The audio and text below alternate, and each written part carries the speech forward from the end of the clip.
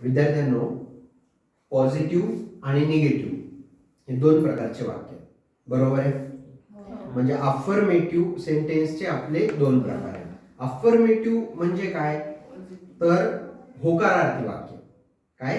होकारार्थी वाक्य. अफर्मेटिव्ह म्हणजेच पॉझिटिव्ह. ठीक आहे. मग उदाहरण काय? I am a doctor. आता निगेटिव्ह काय? I am not doctor. हे तुम्हाला कळलंय? हो. बरोबर. पण आपल्याला यांना जर प्रश्न विचारायचा आहे, प्रश्न दोन प्रकारे विचारता येतो. एक आहे येस नो क्वेश्चन आणि एक आहे WH क्वेश्चन. आता येस नो क्वेश्चन म्हणजे काय? हो किंवा नाही मध्ये उत्तर येणार. सपोज ही खुर्ची आहे का? नाही.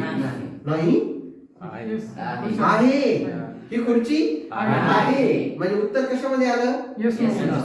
येस मध्ये आलं, नो मध्ये नाही. ठीक आहे. तो सालेम आहे का? यस. तो सालेम आहे का? नो. कशामुळं? तो फैजान आहे, हा सालेम आहे. मग प्रश्न विचारताना आपल्याला काय करावं लागतं? तशा पद्धतीने पॉझिटिव्ह प्रश्न विचारावा लागतो. उत्तर त्याचं हो किंवा नाही येऊ शकतं. समजलं तुम्हाला? यस. ओके. विद्यार्थ्यांनो, समजले तुम्हाला नक्की? ठीक आहे. तर तुम्हाला आपण पॉझिटिव्ह आणि निगेटिव्ह पाहिलं, येस नो क्वेश्चन पाहिला. आता WH क्वेश्चन पाहायचा. काय पाहायचा? WH question. ही काय आहे? चेअर.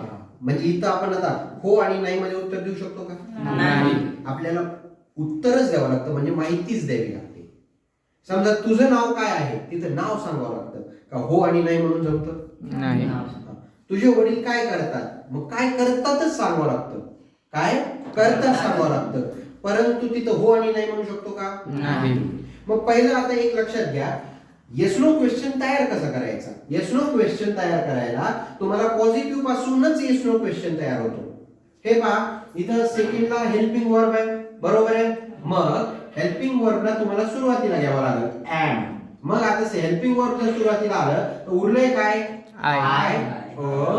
डॉक्टर. मग एम आय अ डॉक्टर.